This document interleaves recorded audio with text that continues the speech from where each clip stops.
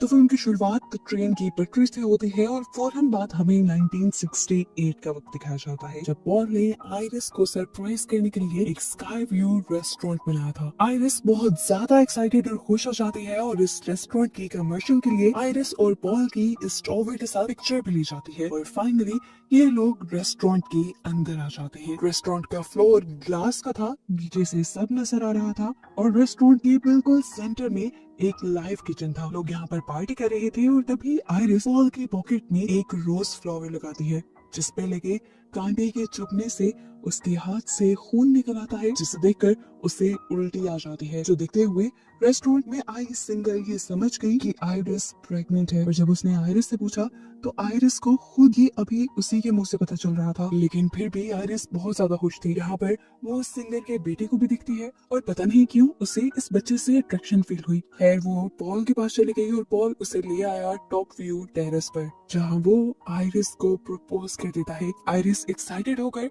उसका proposal accept कर लेती है और उसे ये खुशखबरी भी देती है कि वो प्रेग्नेंट है और इस बात से पॉल भी बहुत ज्यादा खुश था। यहीं पर आइरिस नोटिस करती है इस सिंगर का वो बेटा यहाँ पे बिठा और वो शरारती बच्चा अपना एक कॉइन ऊपर से नीचे फेंकता है, जिस कॉइन को हमें दिखाया जाता है कि वो जमीन पे गिरने के बजाय एसी आउटडोर के वैक्यूम प्रेशर से उसके अंदर चला गया। जबकि ये सब लोग पार्टी करने के लिए आ गए, जब ये सब लोग डांस कर रहे थे तब दिखाया गया कि रेस्टोरेंट का फ्लोर हिलने लगा था। कॉइन भी अब फैन से निकलकर एसी डक्ट के अंदर घूमने लगा और रेस्टोरेंट के अंदर अचानक वो फ्लोर टूट गया। सभी लोग नीचे गिर गए। पॉल ने अपने आप को बचाने के लिए कांच का एक टुकड़ा पकड़ा हुआ था, जिससे उसके हाथ पे जख्मी हो रहे थे, लेकिन वो अपने आप को बचा फिर भी नहीं पाया और नीचे गिरकर मारा गया। जबकि आइरिस इस टाइम स्पॉट पे खड़ी थी, इसीलिए वो बच पाई। वो कॉइन जो इसी डक के अंदर उड़ रहा था वो वहां से निकलकर एक दूसरी जगह चला जाता है और गैस के पाइप से लगकर लीकेज कर देता है, जिसकी वजह से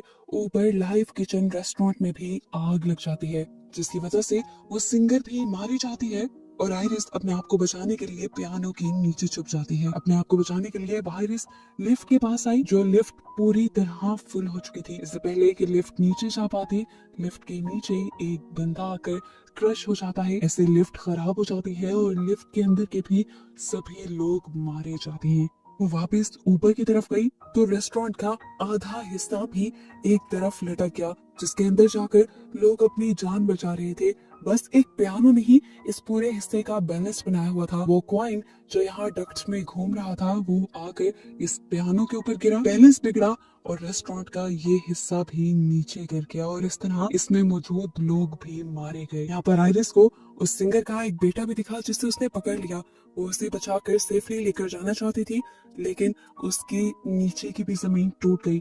अपने आप को बचाने के लिए उसने रिंग को दो सरियों के दरमियान में फंसा लिया, लेकिन फिर उसका हाथ छिल गया, रिंग उतर गई और इस तरह आइरिस और वो बच्चा भी नीचे गिरकर मारे गए। और यहाँ एक लड़की ने एकदम से चौंक कर चीख मारी और हमें पता चला कि ये सब जो हमने देखा था वो स्टिफनी नाम की एक लड़की के हेलुसिनेशंस थे। वो इस टाइम अपनी क्लास में बैठी हुई थी और उसके इस तरह चिल्लाने की वजह से उसकी क्लास खराब हो जाती है। उसके प्रोफेसर ने जब उससे इस बारे में पूछा तो स्टिफनी ने बताया कि मुझे ऐसे हेलुसिनेशंस और डरावने विजन्स आते रहते हैं। रात में भी वो यही डरावना ख्वाब देखकर चीख मारकर उठ गई और तब उसकी रूममेट ने उसे मशवरा दिया कि तुम्हें इस बारे में जाकर अपनी फैमिली से बात करनी चाहिए। वो अपने घर आई, अपने डैड से मिली, अपने अच्छे भाई से मिली जिसके साथ उसकी बहुत अच्छी बॉन्डिंग थी और वो दोनों मिलकर अपने अंकल के घर गए जो उनकी मॉम के भाई थे। अपने कजिन्स के साथ इन दोनों की बहुत ज्यादा अटैचमेंट थी। सब लोग यहाँ पर एंजॉय कर रहे थे कि आइरिस यहाँ पर अपने अंकल से अपनी ग्रैंड माँ आइरिस के बारे में पूछती है। यानी आइरिस जिसे हमने स्टिफनी के वीएंस में देखा था वो उसी की ग्रैंड मॉम थी।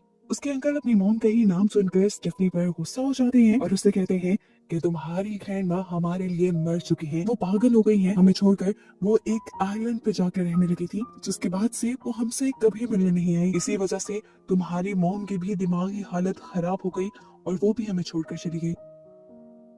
उसके अंकल तो बातें सुनाकर उसे चले गए, लेकिन उसकी आंटी ने उसकी मदद की और उसे आइरिस के भेजे लेटर्स, उसका एड्रेस और आइरिस की कुछ चीजें दी। इन चीजों में वो पिक्चर भी थी जो पॉल और आइरिस ने उस स्काई व्यू रेस्टोरेंट के सामने बनवाई थी।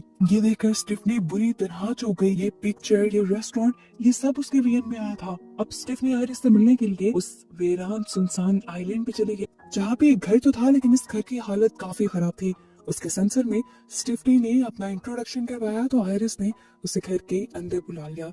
आयरिस भी स्टिफनी को देखकर काफी एक्साइटेड थी। वो स्टिफनी से उसकी मॉम के बारे में पूछती है तो स्टिफनी बताती है कि हमारी मॉम तो हमें बचपन में ही छोड़कर चली गई थी। यहाँ पर स्टिफनी अब मेन बात आयरिस को बताती है कि मैंने आपको और ग्रैंडपा को उस स्काई व्यू रेस्टोरेंट के सामने देखा था और वो रेस्टोरेंट तबाह हो रहा था, आप लोग मर रहे थे। मुझे ये डरावना ख्वाब, ये वियन हर रोज दिन रात आता है। यहाँ पर आयरिस उसे कहती है जो वियन तुम्हें आते हैं वो सभी वियंस मुझे भी आती थी और उन्हीं वियंस की वजह से मैं उस दिन होने वाले उस बड़े हादसे को बचा पाई थी। उस दिन मैंने उस बच्चे के हाथ से वो कॉइन ही ले लिया था जिसकी वजह से वो सारा हादसा हुआ था। और फिर रेस्टोरेंट का जो फ्लोर टूटा था वो भी मुझे पहले ही पता था, इसीलिए मैंने जाकर माइक में ऐलान कर दिया कि फ्लोर टूटने वाला है, जिसकी वजह से लोग पहले ही वहां से चले गए और इस तरह काफी लोग मरने से बच गए। स्टिफनी हैरान होकर पूछती है आपने उस दिन सबकी जान बचा ली थी? तो आयरिस कहती है हाँ, उस दिन मैंने मौत को धोखा देते हुए सबकी जान तो बचा ली, लेकिन मौत ने उन लोगों का पीछा नहीं छोड़ा। मौत उन लोगों के साथ गेम खेलने लगी जो लोग उस हादसे में बचे थे। मौत उन लोगों को ढूंढ ढूंढ कर मारने लगी, न सिर्फ उन लोगों को बल्कि अगर उन लोगों के बच्चे भी होते थे मौत उनको भी मार रही थी। और अगर वहां पर मौजूद कुछ लोग मौत से बच निकले और जिनके बच्चे उस हादसे के बाद पैदा होने लगे, मौत उनको भी मारने लगी, क्योंकि अगर वो लोग इस हादसे में मर जाते तो उनके बच्चे भी आगे पैदा न होते। मौत एक के बाद एक जब वहां वाले हादसे के ही लोगों को मार रही थी तब मुझे इन चीजों का अंदाजा हुआ। पॉल को भी मौत ने कैंसर के मुंह में ले जाकर मारा और तब मुझे अंदाजा हो गया कि अगली बारी मेरी है। मौत को चकमा देने के लिए मैं यहाँ आकर छुप गई। अगर मैं मर गई तो मौत तुम्हारी मोम, उसके भाई, उसके बच्चों को, यहाँ तक कि तुम्हें और तुम्हारे भाई को भी मार देगी, लेकिन जब तक मैं जिंदा हूँ तुम सबको कुछ नहीं होगा। स्टिफनी पूछती है तो आखिर मुझे ये वियंस क्यों आ रहे हैं? तो आयरिस ने कहा क्योंकि अब मौत हमारे पीछे है। ये बात सुनकर स्टिफनी बुरी तरह डर गई। तब आयरिस ने उसे एक बुक दी जिसमें उस हादसे में बचने वाले लोगों की मौत बाद में कैसे हुई थी उन सब की स्टोरीज भी लिखी हुई थी और साथ ही वो तरीके भी लिखे हुए थे जिससे मौत को चकमा दिया जा सकता है। स्टिफनी को ये बातें बकवास लगी, उसने ये बुक नहीं ली और आयरिस ने कहा कि मैं आपसे मिलने के लिए दोबारा आऊंगी। कि कहकर वो बाहर चली गई। आयरिस जो सालों से इस कैबिन से बाहर नहीं निकली थी, उसने अपने बच्चों को बचाने के लिए मौत के सामने आने का फैसला किया और बाहर निकल कर स्टिफनी को वो किताब पकड़ा दी। उसने कहा कि मौत अब तुम्हारे पीछे आएगी और उससे बचने के लिए तुम्हें इस बुक का इस्तेमाल करना होगा। स्टिफनी इसकी बात पे भरोसा नहीं कर रही थी तो आयरिस ने कहा अभी मेरी मौत को देखना। यहाँ हमने देखा कि एक जगह से गैस लीक हुई, गैस के लीक होने से एक चीज डिस्टर्ब हुई, उसके बाद दूसरी, और इसी तरह एक चैन बनते हुए आयरिस के मुंह में आकर पीछे से कोई चीज स्टैब हो गई और आयरिस की वहीं पर मौत हो गई। अब तो स्टिफनी को आयरिस की बातों पे यकीन आने लगा था। 2 दिन बाद आयरिस का फ्यूनरल था जिस पर स्टिफनी की मॉम भी आई थी। स्टिफनी को समझ आ रही थी कि अगर अब अगली मौत होगी तो स्टिफनी की मॉम की ही होगी।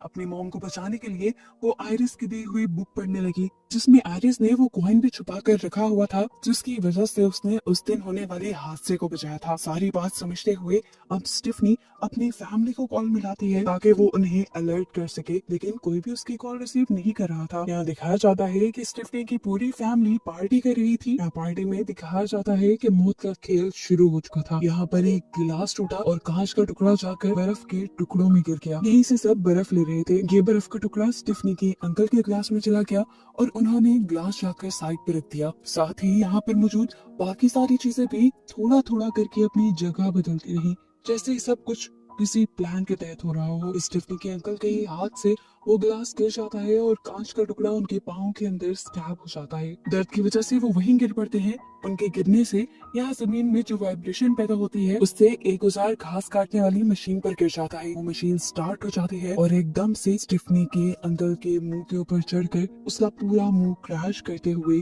उसे मार देती है। उसकी इस भयानक मौत से सभी लोग बहुत ज्यादा डर गए। स्टिफनी बहुत ज्यादा डर चुकी थी। अब वो पूरी फैमिली को समझाती है कि किस तरह मौत उनके पीछे पड़ चुकी है। उसने बताया कि आयरिस के उस दिन टॉवर को बचाने के बाद थी मौत ने उन सब लोगों को अपना निशाना बनाना शुरू कर दिया जो लोग उस टॉवर में बच गए थे। मौत ने उनको और उनकी फैमिली को बिल्कुल खत्म कर दिया और अब बस एक उनकी फैमिली और एक और लड़की की फैमिली जिंदा थी। स्टिफनी उन्हें समझाती है कि देखिए पहले आयरिस मरी, फिर उनके सबसे बड़े बेटे, इस तरह अंकल के मरने के बाद बारी है उनके बेटे की, और यहाँ पर जब मेरी मॉम मरेंगी तो उसके बाद मैं मर जाऊंगी।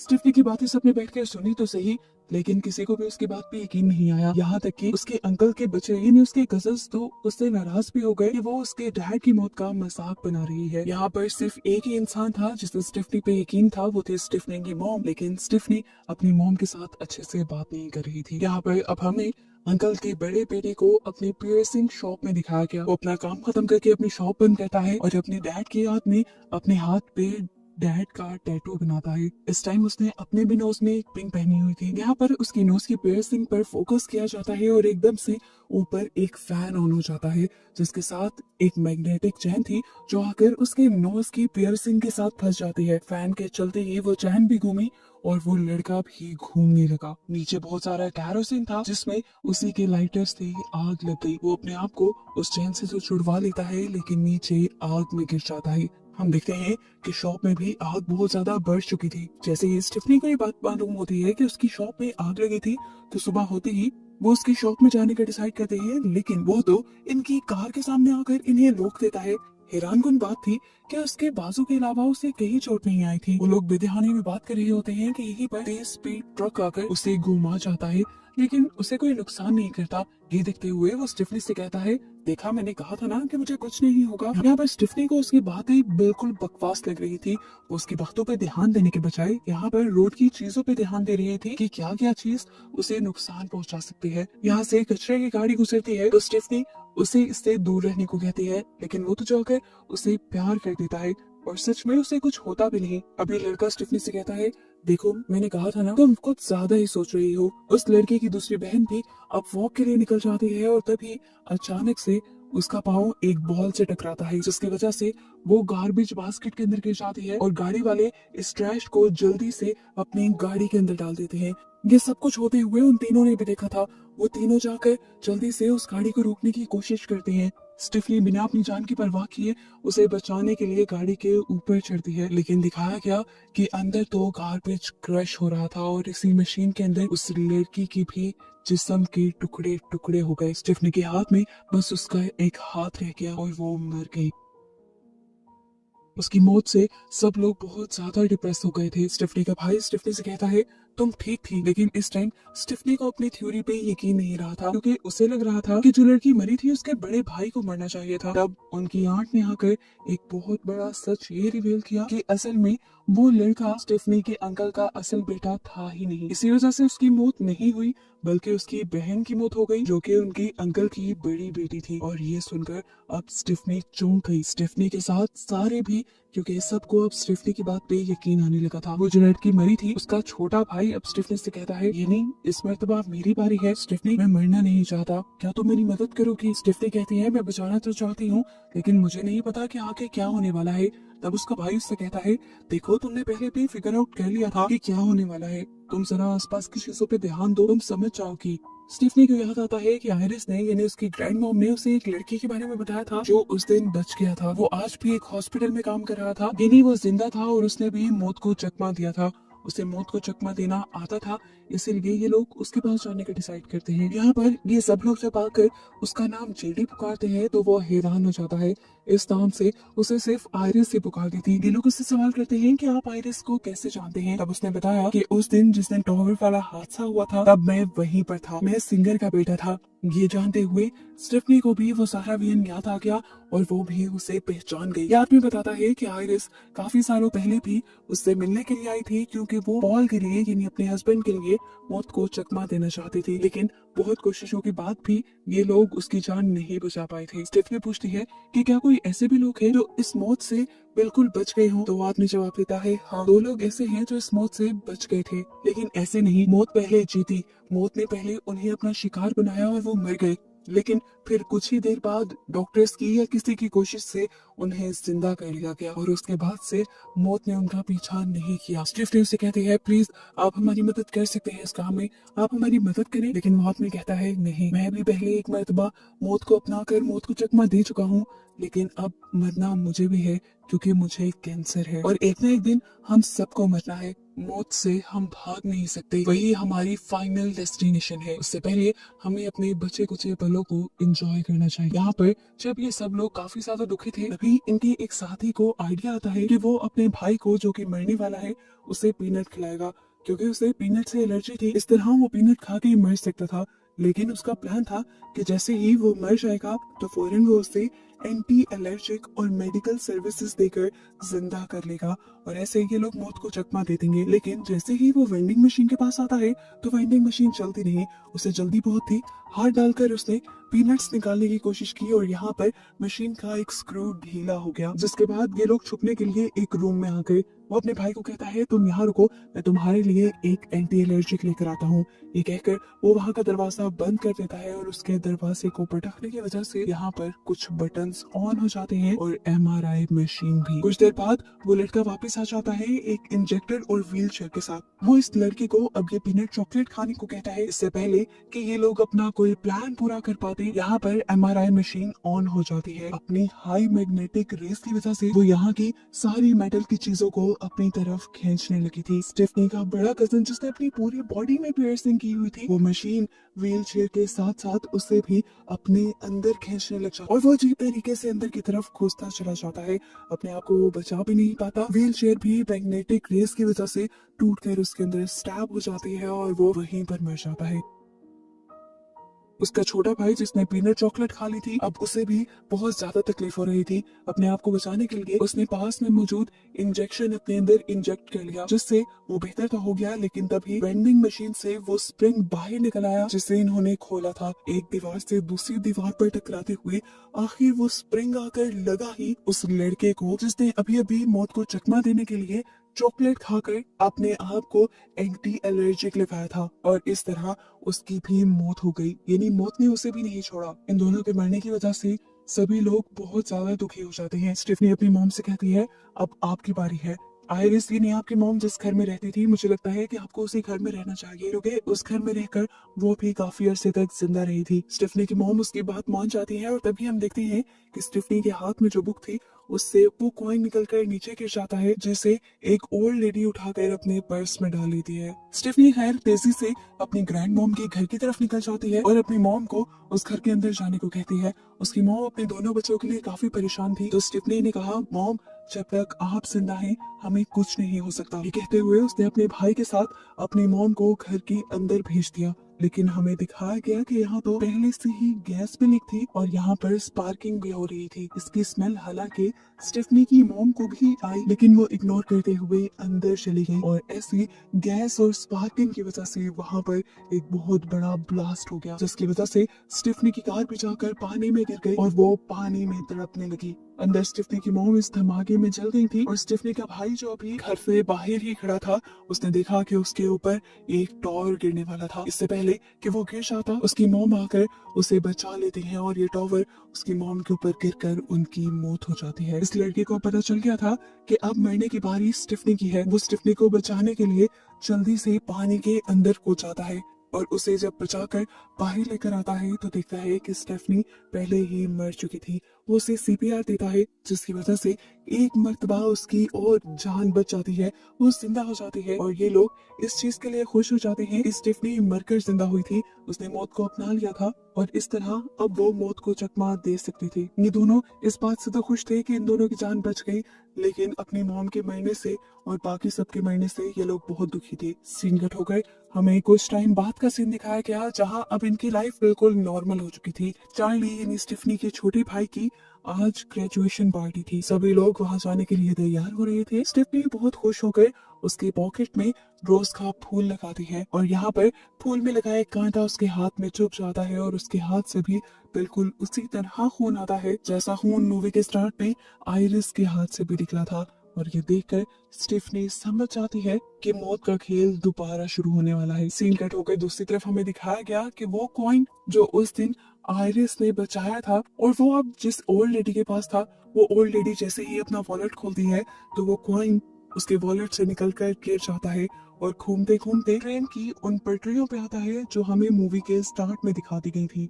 ये कॉइन ट्रेन के जंक्शन के दरमियान में रुक जाता है, जिसकी वजह से ट्रेन का पाथ खराब हो सकता था। सीन कट होकर हम दोबारा स्टिफनी और उसके भाई को देखते हैं, जहां उनके पास उनका नेबर डॉक्टर आया था। वो स्टिफनी के भाई का दोस्त था। वो स्टिफनी को कहता है कि तुम्हारे भाई ने मुझे तुम्हारे बारे में बताया है, मैं तुमसे बहुत इम्प्रेस हूँ, तुम बहुत लकी हो कि तुम आज जिंदा हो। स्टिफनी कहती है हाँ मैं काफी लकी तो हूँ, मैं उस दिन मरकर जिंदा हुई थी। डॉक्टर कहता है नहीं, तुम मरकर जिंदा नहीं हुई थी। अगर कोई इंसान 5 मिनट तक सांस डाले उसे मरा हुआ माना जाता है, लेकिन तुम तो 2 मिनट बाद ही सांस लेने लगी थी। ऐसी हालत को बेहोशी कह सकते हैं, ना कि मरना। ये सुनकर स्टिफनी और स्टिफनी के भाई दोनों की ही मुंह की हवाइयां उड़ जाती हैं। स्टिफनी ने आसपास की चीजों को देखा, उसे हर चीज में अपनी मौत नजर आने लगी, लेकिन इनकी मौत ऐसे थोड़ी ना आनी थी। वहाँ वो जो ट्रेन उस पटरी से उतरी थी, वो उतर कर इनके घरों की तरफ बढ़ी। ट्रेन अपनी स्पीड कम नहीं कर पाई। अपने आप को बचाने के लिए स्टिफनी और उसका भाई दोनों भागे। ट्रेन तो आखिर रुक गई, लेकिन ये लोग जिंदा फिर भी नहीं बच पाए, क्योंकि ट्रेन के पीछे से लकड़ी के कुछ टुकड़े उड़ते हुए आकर इन दोनों की बॉडी में स्टैब हो गए और आखिर ये दोनों भी मारे गए। जिसके साथ ये फाइनल डेस्टिनेशन मूवी इसे सबक के साथ एंड हुई कि हम लोग मौत से बच नहीं सकते और एक दिन हर किसी को मरना है।